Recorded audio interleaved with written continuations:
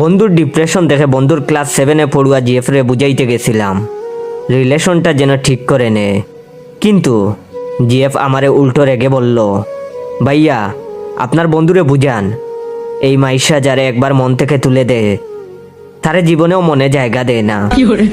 আপনার বন্ধুরে আমি বারবার বলছি লাইফে সিরিয়াস হও, সামনের দিনগুলোর জন্য প্রস্তুতি নেও।